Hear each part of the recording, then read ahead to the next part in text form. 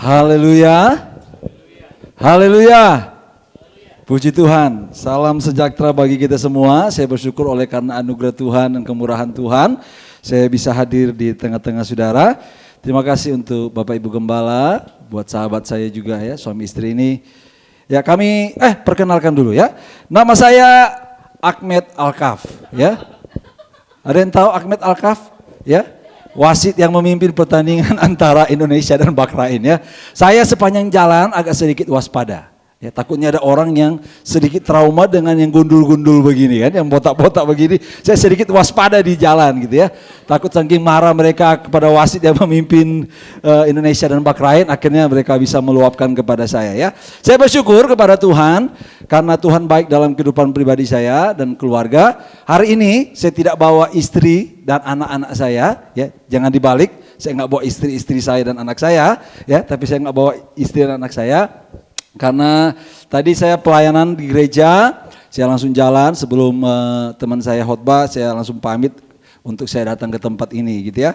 Saat ini saya lagi mengembalakan, ya, sedang mengembalakan sebuah gereja yang baru kurang lebih 5 bulan, ya, 5 bulan berdiri.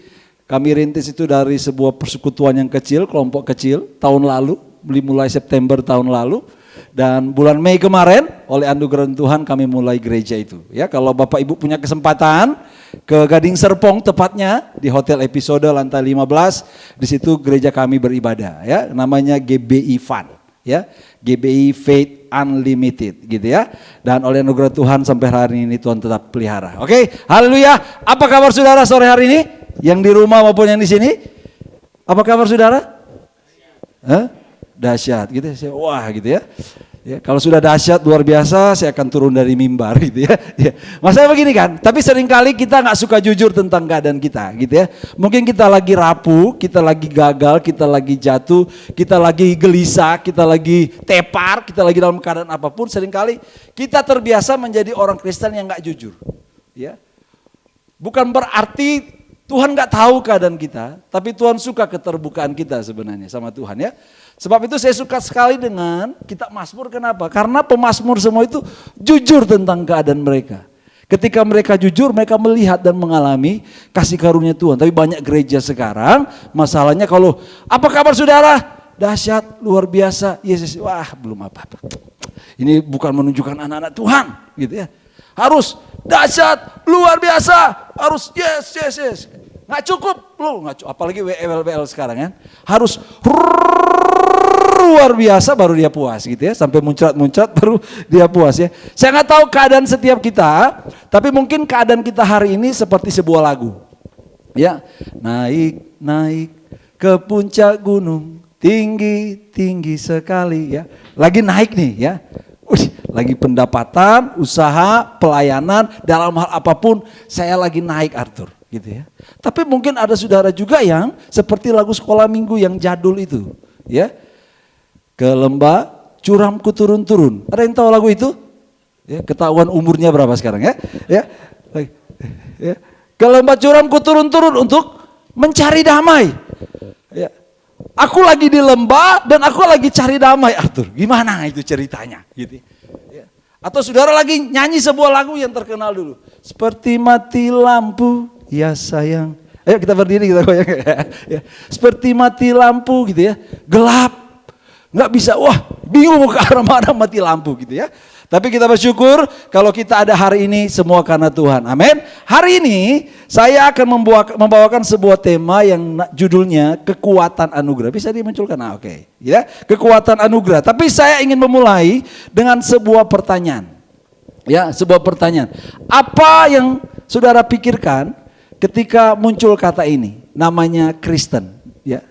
Apa yang saudara bayangkan ketika muncul kata Kristen ini? Bisa jawab? Kristen? Salib. Wah ini sudah kelihatan gak gospelnya ya. Yang lain? Ya. Kristus gitu ya. Wah ini jemaat-jemaat sudah luar biasa ya. Kalau di tempat lain ya, ketika saya tanya apa yang saudara definisikan atau pertama kali dengar kata Kristen, apa yang muncul dalam pikiran saudara? Ada yang langsung bilang berkat ya. Tapi jemaat di sini luar biasa ya, apalagi pendetanya ya, sangat luar biasa ini ya. berkat, ada yang bilang mujizat, ada yang bilang nyaman gitu ya. Saya ketemu sama Pastor Yusak ini dari sebuah kegerakan yang namanya City to City. Ya. Kami bertemu pertama karena City to City atau gospelnya. Kedua, karena kami ini sangat penyuka makhluk Tuhan yang paling seksi, babi gitu ya. Jadi kami cocok banget gitu ya. Jadi ya, cocok banget ya. Itu kalau kita definisikan tentang Kristen, ada orang bilang kita harus cari nyaman kalau dalam kekristenan, bicara berkat, bicara mujizat. Bahkan ada saya tanya sama Encim, kenapa suka ke Kristen gitu ya? Karena dia seolah-olah menjadikan Kristen itu cepat cari wangsit. Sudah tahu wangsit? Wangsit yang kalau kita makan mie itu ada wangsitnya kan? Yang pimpin pertandingan ya wangsit itu wasit ya. Ya. Tapi itu ya, seorang punya tujuannya seperti itu. Ya. Bahkan coba saudara, saya kasih sebuah kata ini, mujizat. Apa yang saudara bayangkan ketika mendengar kata mujizat? Ya. Spektakuler atau mujizat itu ketika saya berpikir begini, Tuhan melakukan apa yang saya inginkan. Maka itu saya bilang itu mujizat. Gitu. Apakah itu konsep kita? Tapi bayangkan kalau saya bilang begini, bisa next ya. Ya. Keselamatan yang kita terima semua itu adalah mujizat yang terbesar. Ya.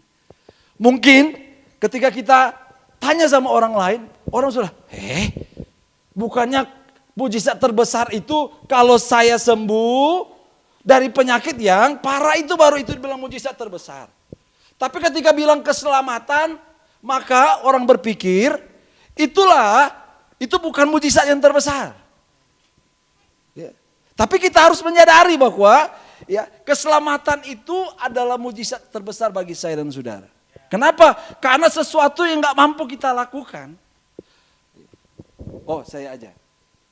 Ini gimana ya? Maju mundur ya. Oke. Coba dulu. Berarti tekan ke bawah. Oke ya. Di gereja ada, cuma saya pura-pura aja ya. Gitu. Ya, enggak ada.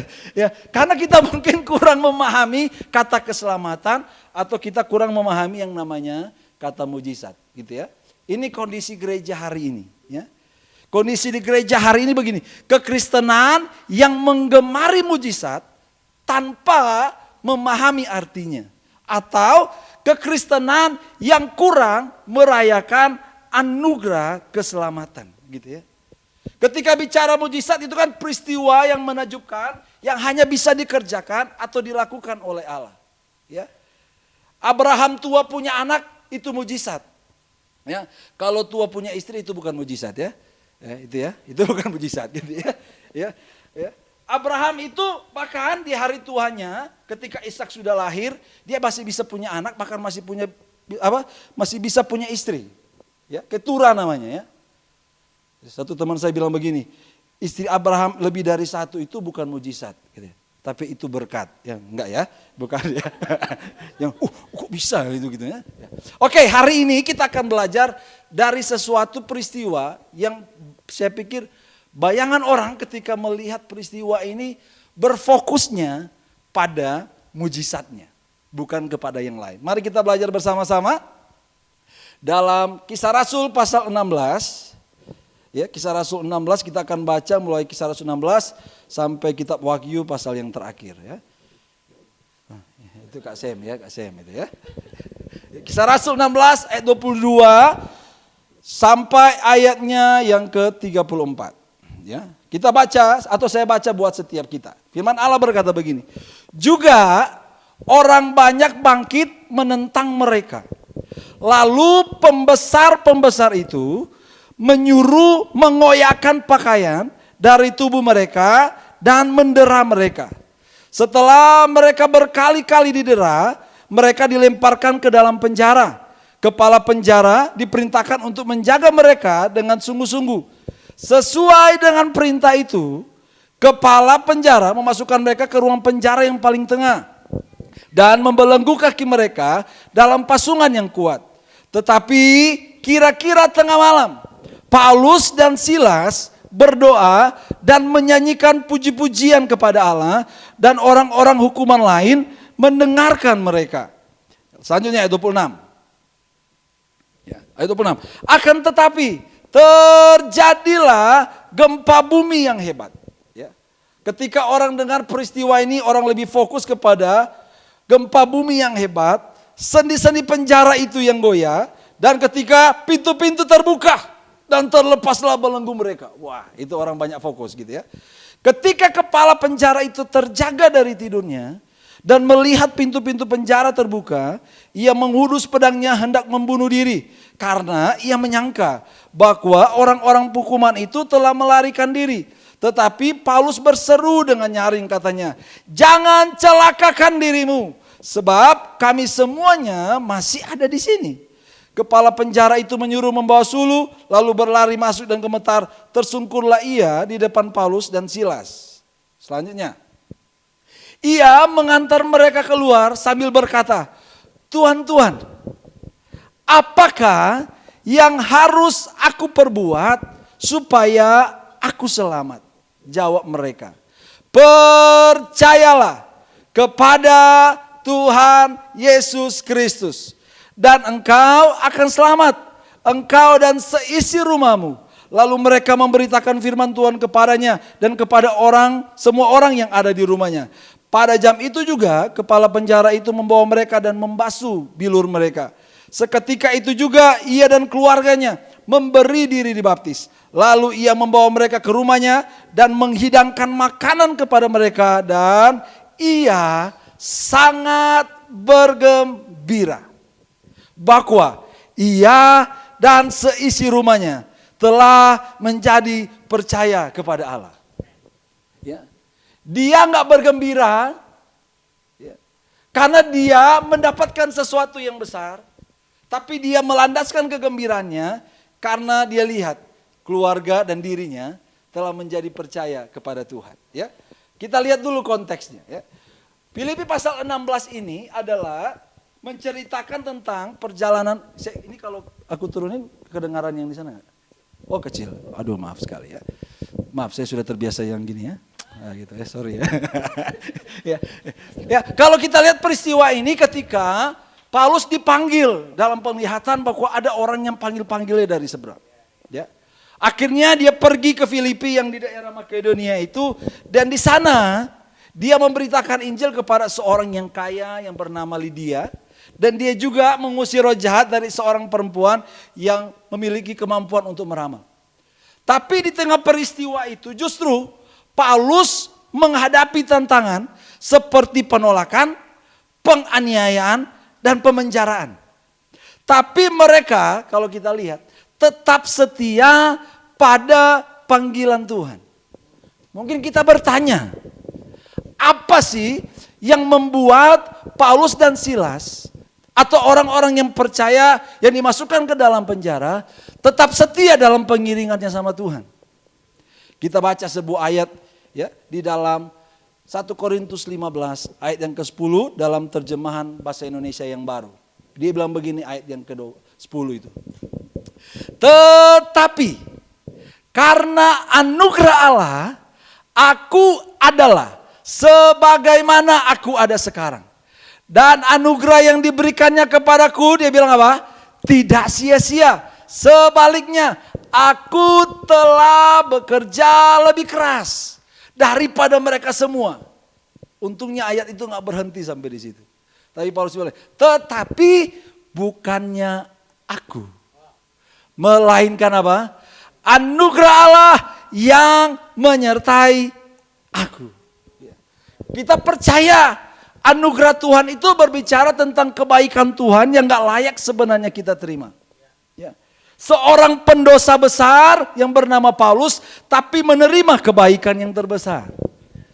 Sama seperti kita semua inilah. Ya, pendosa-pendosa, orang-orang yang gagal, orang-orang yang jatuh. Orang-orang yang kalau mungkin kita lagi banyak duit, seringkali suka melupakan Tuhan. Ada yang pernah mengalami itu? Saya salah satunya ya. Kalau lepas lagi duit, berdoa gampang lah. Ya. Masih ada duit, masih ada topangan ya. Saya menaruh topangan saya kepada sesuatu yang bernilai sementara itu. Ketika itu hilang, maka sukacita juga pasti hilang. Gitu ya. Tapi Didi saya lihat wajahnya bersukacita. Coba kasih senyum dulu kiri kanan. Walaupun giginya kuning gak rata gak apa-apa ya. Ya. Paulus menyadari, bayangkan seorang yang dulu ingin menganiaya orang Kristen, sekarang dia yang harus mengalami aniaya itu. Tapi di tengah proses perjalanan itu, Paulus gak berkata aku mundur aja dari Tuhan. Aku tinggalkan aja Tuhan. Aku gak mendapat keuntungan apa-apa dari ikut Tuhan bahkan melayani Tuhan. Ya aku terima kok gak. Justru bukan hal yang membuat saya nyaman. Tapi justru membuat saya seringkali gak nyaman dalam hidupnya. Satu kali saya diundang dalam sebuah ibadah online juga. Mereka kasih tema sama saya. Apakah Kristen harus nyaman? Orang berpikir jadi Kristen itu, ya itulah di sana saya harus nyaman dengan keenakan. Wah saya duduk aja pangku kaki, berkat datang terus. Ya. 60, 30, 60, 100. Wah itu yang kita doakan tiap hari kayaknya ya. Enggak ya, begituan lah di sini ya. Tapi kita lihat, kenapa Paulus tetap bertahan di situ. Paulus menyimpulkan bahwa itu karena anugerah Allah yang menyertai dia dan memampukan dia. Sebab itu tema kita hari ini kan, kekuatan anugerah. Ya.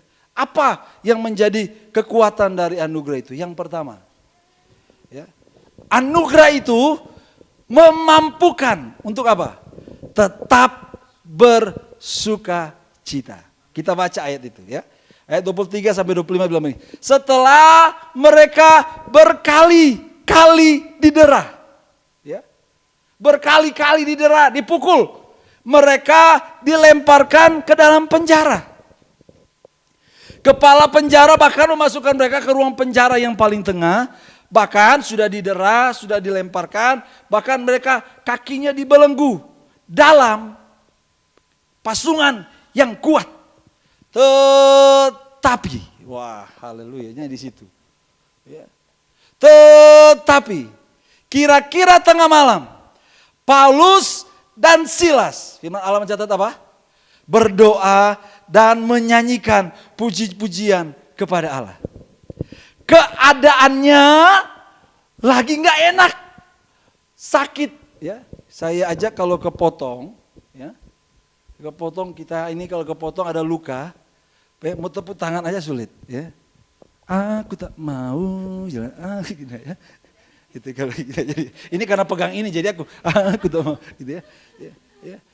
Anugerah, tapi di tengah-tengah kondisi yang bertolak belakang itu, tapi justru ada pribadi-pribadi di tengah keadaan yang sulit, yang tidak mampu itu, keadaan yang menyakitkan itu, tetapi mereka masih tetap bisa apa? Alkitab mencatat, berdoa dan menyanyikan puji-pujian kepada Allah. Anugerah yang tadi yang menggerakkan Paulus untuk tetap melayani Tuhan. Anugerah yang sama yang membuat Paulus tetap bekerja lebih keras. Anugerah yang sama yang memampukan Paulus untuk tetap bersuka cita meskipun di keadaan yang tidak mudah. Ya. Sebab itu saya bilang begini. Ya. Masalahnya setiap kita ini, saya dan saudara, adalah begini. Sukacita itu selalu diukur dengan keadaan dan perasaan kita. Ditentukan oleh kalau saya lagi enak, saya lagi berhasil, lagi baik-baik, maka aku bersuka cita gitu ya. Kita bersuka cita, wah ketemu orang senyum terus itu. Bapak Gembala kita makan di mana malam ini gitu ya. Saya diberkati Tuhan gitu ya. Gampang sekali senyum kita ya. Bersuka cita. Karena kita lihat keadaannya lagi baik-baik. Atau perasaan kita, lagi asik nih ya. Kebetulan suami lagi membuat kita, mama kamu bisa belanja apa aja gitu ya. Maka perasaanku juga bersuka cita gitu ya. Atau suami di rumah, kebetulan hari ini Pastor Arthur ya di rumah ini baik-baik. Biasa istri saya seperti radio rusak dari pagi sampai sore gitu ya. Tapi hari ini, lagu rohani. Jadi perasaan saya pun ikut bersuka cita. Apakah begitu gitu ya? Ya. Ditentukan dengan keadaan, ditentukan dengan perasaan. Tapi orang yang sudah mengalami dan melihat anugerah Tuhan dalam hidupnya, sukacita itu tidak ditentukan oleh perasaan dan keadaan. Tapi itu adalah keputusan yang didorong oleh apa? Sukacita yang Kristus kerjakan bagi kita. Dalam Filipi pasal 4, Paulus bilang begini, bersukacitalah, bersukacitalah. Ya, mungkin waktu kita pikir ketika Paulus mengatakan itu, kita pikir, mungkin Paulus lagi berjemur di pantai, terus ada yang kipas-kipas. Wah, ya, berjemur dia, ada es kelapa muda gitu. Di sini kalau es kelapa muda boleh juga ini ya. Enggak ya. Mungkin es kelapa muda, wah mantap sekali di sana gitu. Enggak. Tapi ketika dia berkata bersukacitalah, bersukacitalah, tapi dia bilang di dalam Tuhan. Dia lagi di mana? Di dalam penjara. Sebenarnya keadaan nggak bisa berbuat sukacita, tapi ada anugerah Tuhan itu yang memampukan dia untuk tetap dia apa? Tetap bersukacita. Haleluya. Haleluyanya di sini agak kurang ya. Kesadaran akan anugerah Tuhan bagi kita, ya, menjadi dasar untuk kita tetap bersukacita. Ya. Anugerah bukan tentang apa yang kita lakukan, tapi tentang Allah yang sudah melakukan dan menyelesaikannya bagi saya dan saudara. Ya. Kalau kita sadar bahwa satu pendeta Pak Yakub Trihandoko suka bilang itu, ya. Kalau saudara tahu, mungkin saya nggak tahu, Pastor Yusak sudah sering bilang sama saudara nggak di sini. Ya. Masalah terbesar kita yaitu dosa. Ya. Sudah apa? Yesus tanggung di atas kayu salib. Masalah terbesar kita bukan mertua ya. Ya. Bukan orang-orang di sekitar kita. Ya. Dari senyum-senyum saudara kayaknya ada masalah sama mertua ini ya. Bukan mertua kita, bukan orang-orang di sekitar kita, bukan karena kita nggak punya duit. Tapi masalah terbesar kita dosa. Ya. Dia sudah selesaikan itu di atas kayu salib. Dan ketakutan kita yang paling besar. Apa itu? Maut, kematian. Tapi dia sudah kalahkan dengan apa? Dia bangkit dari antara orang mati. Wow. Itu seharusnya yang menggerakkan kita atau mendorong kita untuk apa? Kita terus bisa bersuka cita. Karena apa? Anugerah Tuhan yang sudah kita alami. Amin. Haleluya. Ya. Sebab itu sebenarnya Yesus, ya, Sang Penyelamat dan Pembebas itu justru ditahan, dihina, disiksa, bahkan mati. Tapi di peristiwa itu dia menyatakan anugerah terbesar bagi saya dan saudara. Apa yang Paulus alami masih kurang tuh, belum apa-apa. Ya. Tapi Kristus sudah mengambil apa yang seharusnya kita alami itu supaya apa? Kita mengalami anugerah Tuhan yang terbesar itu. Haleluya. Saya sampai jam berapa? Jam 7. Oke. Nah, mari kita mainkan ya. Saya akan pelan-pelan. Anugerah memampukan gitu ya.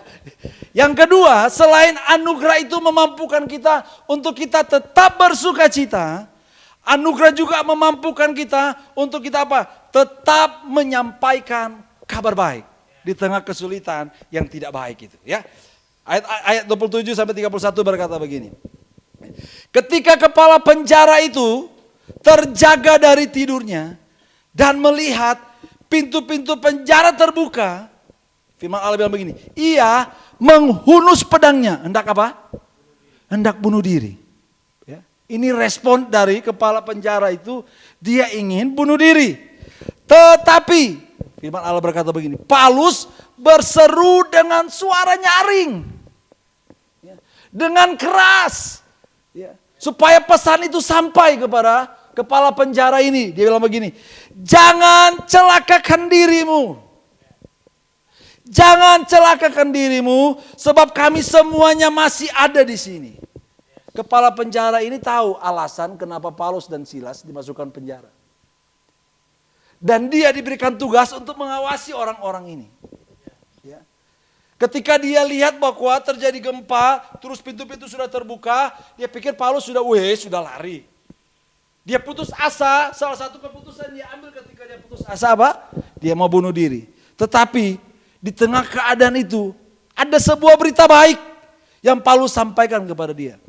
Jangan celakakan dirimu sebab kami semuanya masih ada di sini. Terus dia tanya, Tuhan, apa yang harus aku perbuat supaya aku selamat. Ya. Selamat yang dia maksud di sini sebenarnya begini. Supaya aku gak mendapatkan hukuman dari pemerintah yang menugaskan aku. Dia pengen cari begitu sebenarnya. Tapi Paulus menawarkan sesuatu yang dibutuhkan oleh orang ini. Hal yang paling dibutuhkan oleh kepala penjara ini. Dia cuma pingin supaya aku gak mati aja, aku sudah beres gitu. Tapi Paulus menawarkan sesuatu yang paling dibutuhkan oleh orang ini. Seringkali kita pun beribadah begitu kan. Kita berpikir hari ini saya datang cuma pingin dengar lawakan atau pingin dapat motivasi aja. Tapi seringkali ketika kita mendengar firman Tuhan, seringkali itu yang Tuhan sampaikan karena kita paling butuh itu sebenarnya. Yaitu Tuhan sendiri. Ya. Firman Allah berkata Paulus bilang ini, jawab mereka, percayalah kepada Tuhan Yesus Kristus dan engkau akan selamat. Bukan cuma engkau dan seisi rumahmu. Lalu apa? Mereka memberitakan firman Tuhan kepadanya dan semua orang yang ada di dalamnya. Sebab itu saya tulis begini, saudara. Kebutuhan manusia itu bukan jawaban atas masalah hidup. Tetapi kabar baik, kebenaran untuk hati yang menjadi sumber masalah hidup. Dia pikir jawaban dia ketika dia masalah itu sudah ambil pedang, hunus, bunuh diri. Masalah beres. Dia pikir itu yang menjadi persoalan utamanya. Tapi sebenarnya yang perlu kita ubah itu kenapa dia mengambil sikap untuk bunuh diri? Karena hatinya yang bermasalah. Hatinya yang bermasalah, dia ingin bunuh diri. Seharusnya kita perlu apa? Kabar baik. Untuk menyelesaikan masalah hati itu yang bermasalah itu. Saya beberapa minggu lalu dipertemukan sama dua lagi. Pasang suami istri. Ya, yang ingin bercerai. Mereka bukan jemaat saya. Tapi diperkenalkan oleh teman saya. Katanya di gereja mereka kayaknya pendeta-pendetanya terlalu sibuk. Ya, sampai nggak punya waktu untuk konseling mereka. Puji Tuhannya saya belum sibuk, gitu ya. Nggak juga ya. Tapi maksudnya saya bilang, ayo kalau mau datang, saya terbuka untuk, walaupun saya masih muda, ya perjalanan pernikahan saya baru 5 tahun, tapi nggak apa-apa, yuk datang ke saya. Bukan sayanya yang menjadi jalan keluar, saya pengen dengar aja. Saya tahu, ya puji Tuhan saya diperlengkapi Tuhan dengan, saya sudah bertemu dengan Injil inilah ya. Jadi itu Tuhan, itu anugerah Tuhan banget ya. Jadi ketika mereka datang, si istri sudah mulai cerita. Ya. Wah sudah mulai salahkan si suami. Ya. Dan dia bilang masalah utama mereka itu komunikasi. Jadi bukan perselingkuhan sebenarnya. Ya. Bukan karena KDRT enggak. Tapi istri menyimpulkan itu karena komunikasi. Si suami itu baru pulih dari stroke. Ya. Dia seorang olahragawan, pemain bulu tangkis. Ini menembak ya kalau gini ya. Bulu tangkis begini, sorry ya. Salah saya. Ini nggak nyambung. Ya, jadi dia pemain bulu tangkis. Dan dia merasa ketika dia sakit itu, orang-orang sudah nggak bisa lagi menerima dia. Dan dia berpikir istrinya pun sama terhadap dia. Jadi yang tiap hari istrinya bilang komunikasinya sudah nggak gimana, pastor nggak bisa nyambung kita. Ya, dia melihat dirinya terus merasa rendah seperti seolah saya nggak sayang lagi sama dia. Padahal saya sayang sama dia. Tapi suami saya pingin bilang saya harus melakukan semua lagi terapi kesehatan. Terus supaya saya pulih kembali, supaya saya diterima oleh orang-orang di sekitar saya. Lalu tanya balik, pastor, apa yang pastor mau jawab tentang masalah itu? Komunikasi. Saya langsung bilang begini, ibu salah. Kaget dia. Bapak juga lebih salah. Tambah kaget suaminya. Saya bilang, persoalan di rumah tangga itu bukan komunikasi. Kenapa saya bilang begitu? Profesor komunikasi aja bercerai. Dia tahu tips-tips untuk berkomunikasi. Tapi masalah saya bilang ini, persoalannya di mana? Di hati. Di hati. Kalau hati nggak beres, mau apapun yang dilakukan, pasti nggak pernah kita akan mengalami pemulihan. Kalau hati saya rusak, gitu ya. Ketika istri saya lihat ada pendeta, wih, ganteng juga pendeta yang khotbah itu, ya, ganteng juga. Wah, kalau hati saya rusak, hati saya belum diubahkan oleh anugerah Tuhan, oleh Injil ini, mungkin saya bilang, ih, terus kamu memilih suami yang gak ganteng ini? Hah? Pakai mata saja. Untung, gitu. Tapi saya bilang, saya lihat juga pendetanya, iya memang ganteng sih ya. Saya jujur, dia memang ganteng. Ya. Dan penglihatanmu baik-baik, bagus. Ya, penglihatanmu bagus. Tapi saya bilang begini, tapi saya lebih lucu kan ya. Ya. Orang boleh banyak ganteng, tapi lucu itu jarang ditemukan. Ya. Salah satunya saya. Gitu. Ya. Persoalan utamanya di hati. Ya. Banyak orang ingin menyelesaikan dengan tips-tips aja. Pastor langsung kasih tipsnya dong. Seharusnya kita harus mendiagnosa hati. Kenapa? Apa yang mendorong kita? Kok tiba-tiba kita marah ya? Kok tiba-tiba kita sakit hati ya? Kok kita merespon seperti itu ya? Itu problemnya di hati. Dan itu perlu kabar baik. Perlu kebenaran. Ya. Seperti saya terus begini ya.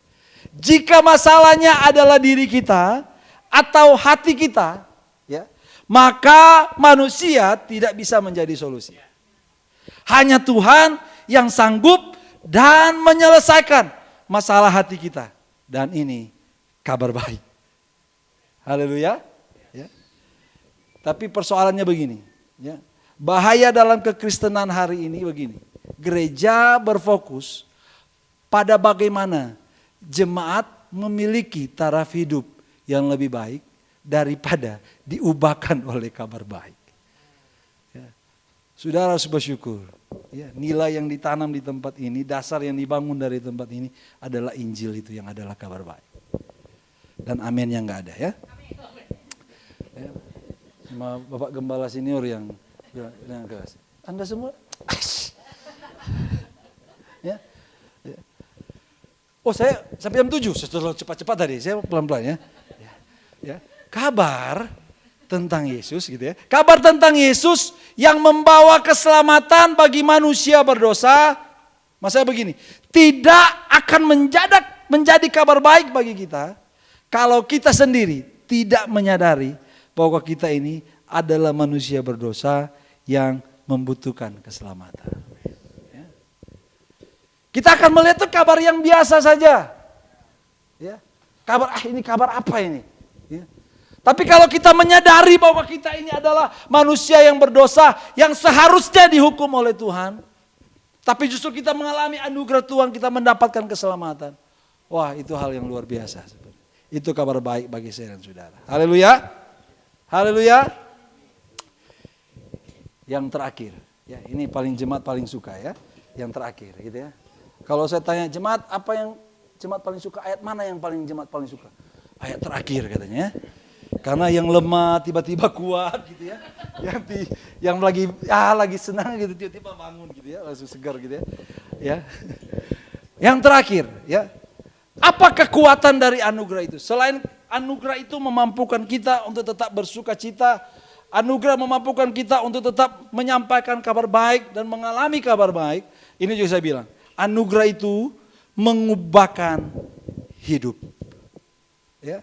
Di ayat 33 sampai 34 bilang ini. Pada jam itu juga, kepala penjara itu membawa mereka dan membasuh bilur mereka. Seketika itu juga, ia dan keluarganya apa? Memberi diri dibaptis. Lalu ia membawa mereka ke rumahnya dan menghidangkan makanan kepada mereka. Dan ia, kepala penjara itu, sangat bergembira bahwa ia dan seisi rumahnya telah menjadi percaya kepada Allah. Haleluya. Ya. Anugerah itu mengubahkan hidup.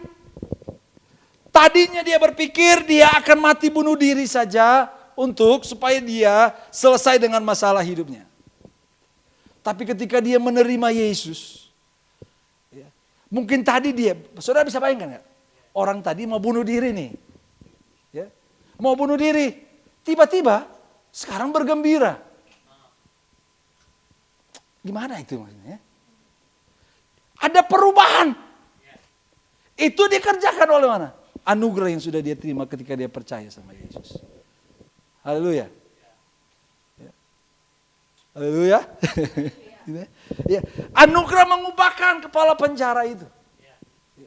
Anugerah yang membuat dia apa? Dia mengambil komitmen. Seringkali kita berpikir baptis itu hanya ketika bicara soal prosesinya saja. Ya. Seringkali kita fokus begitu. Tapi ketika apa? Dia memberi diri baptis, dia lagi apa? Memproklamirkan. Sekarang aku ini miliknya Tuhan. Sekarang hidupku ini miliknya Tuhan. Bukan aku lagi yang tadi yang mau bunuh diri. Tapi aku mau memberi diriku jadi miliknya Tuhan. Wow. Apa yang membuat dia mengalami itu? Mau melakukan itu? Anugerah Tuhan. Ini lagi saya ya. Sebelum suami istri tadi, ada seorang pemudi. Kebetulan dia masuk di dalam grup, kebetulan saya diminta untuk muncullah, pastor sekali-sekali muncul di TikTok. Buatlah video, dia yang edit. Saya belum pernah ketemu sama sekali sama perempuan ini. Cuma via WA di chat di grup itu. Ya, belum pernah ketemu sama sekali. Tiba-tiba saya lagi mengikuti acara, seminar. Tiba-tiba dia WA. Pastor, aku dari tadi malam lagi mengalami kebingungan. Saya harus ngomong sama siapa?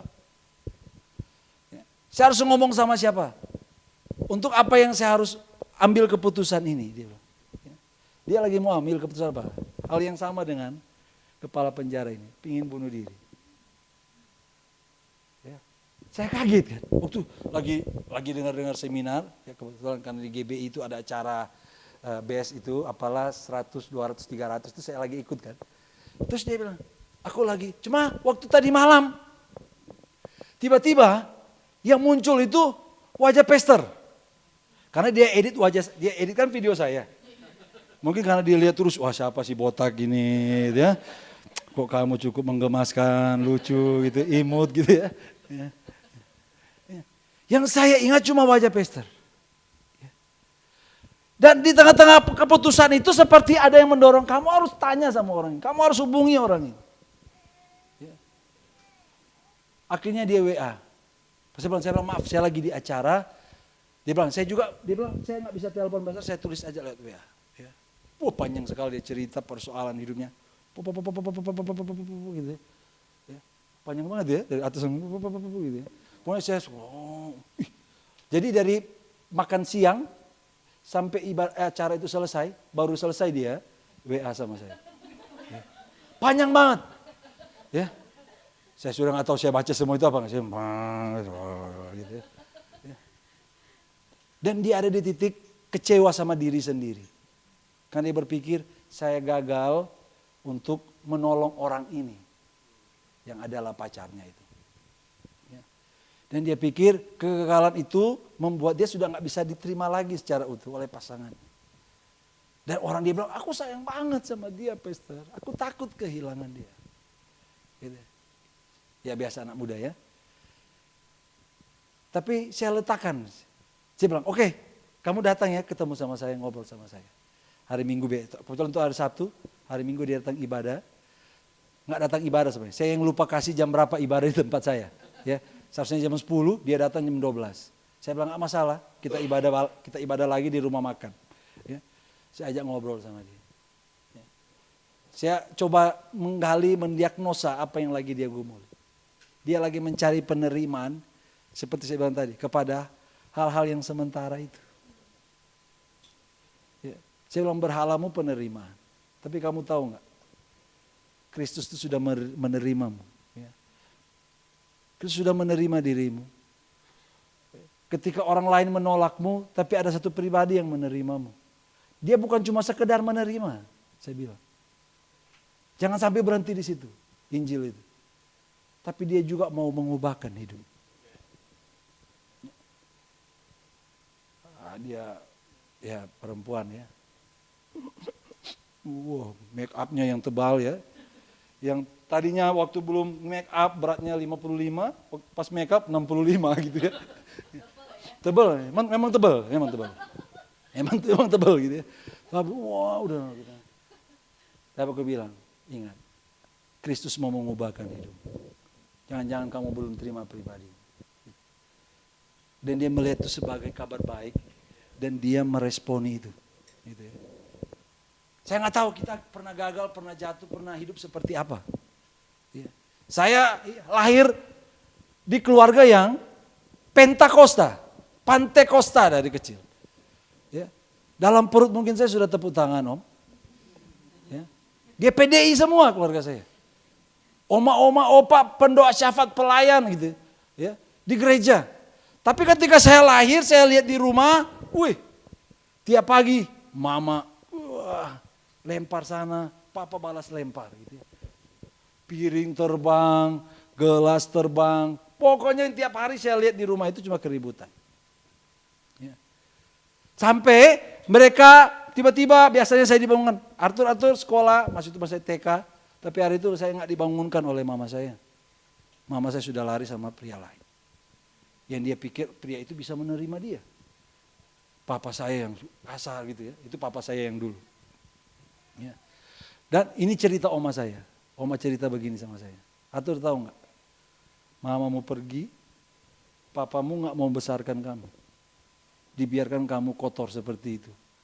Waktu opa dan oma dengar, opa dan oma ambil kamu.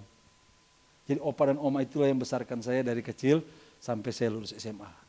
Ya, mereka lah yang besarkan saya. Ya. Di tengah-tengah posisi seperti itu, ya, saya ada satu titik posisi nggak bisa mengampuni papa, nggak bisa mengampuni mama. Bahkan saya marah sama Tuhan. Kenapa saya yang harus alami itu? Bukan anak-anak yang lain.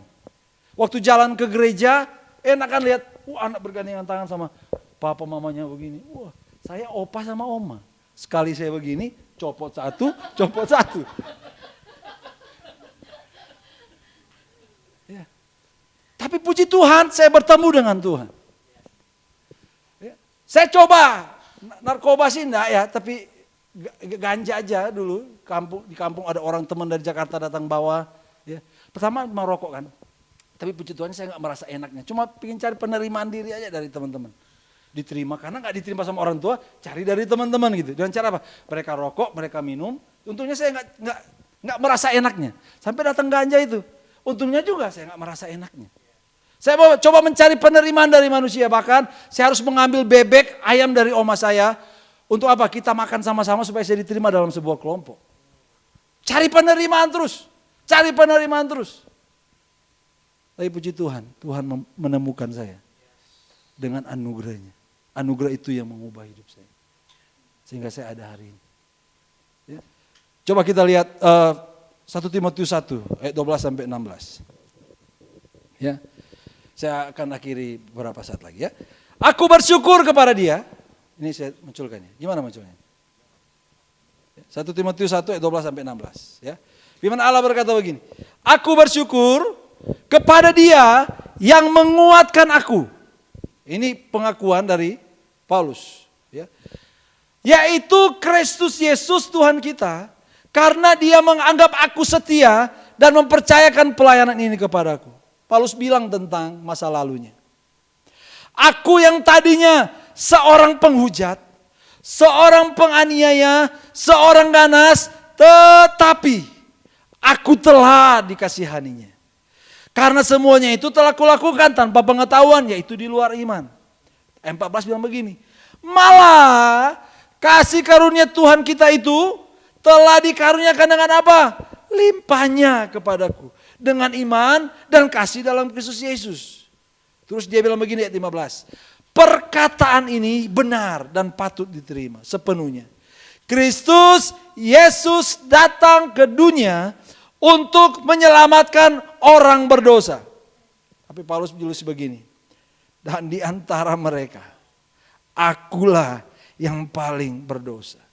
Tetapi lagi dia bilang, justru karena itu aku dikasihani, agar dalam diriku ini sebagai orang yang paling berdosa, Yesus Kristus menunjukkan seluruh kesabarannya. Dengan demikian aku menjadi apa? Contoh bagi mereka yang kemudian percaya kepadanya dan mendapat hidup yang kekal. Ganas, penjahat, penghujat, penganiaya. Tapi ketika dia mengalami anugerah Tuhan, itu yang mengubahkan dia. Bahkan dia bilang, aku ini orang yang paling berdosa. Yesus datang untuk orang yang berdosa, tapi Paulus bilang, aku ini paling berdosa. Dia lagi bilang begini, aku ini orang yang paling dicari Tuhan. Kesadaran bahwa dia adalah orang yang hina, orang yang berdosa. Tapi menerima anugerah Tuhan membuat dia sadar, aku perlu anugerah Tuhan untuk menjalani hidup ini. Anugerah itu yang memampukan dia untuk tetap bersuka cita, untuk tetap menyampaikan kabar baik. Bahkan anugerah itu juga yang dia lihat, yang mengubahkan dia, mengubahkan juga kepala penjara itu, yang mengubahkan kita semua.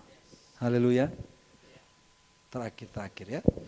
Peristiwa salib merupakan kabar baik, bahwa peristiwa terburuk dipakai Allah untuk menyatakan anugerahnya yang terbesar.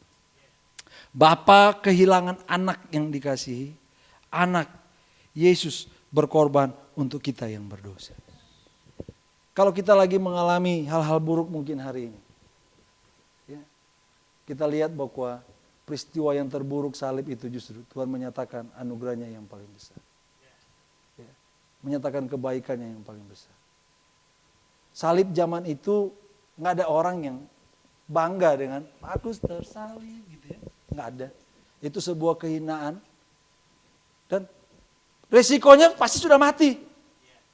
Tapi di peristiwa yang terburuk itu Tuhan ubah untuk menyatakan kebaikan yang terbesar bagi saya dan saudara. Haleluya. Ini yang paling terakhir.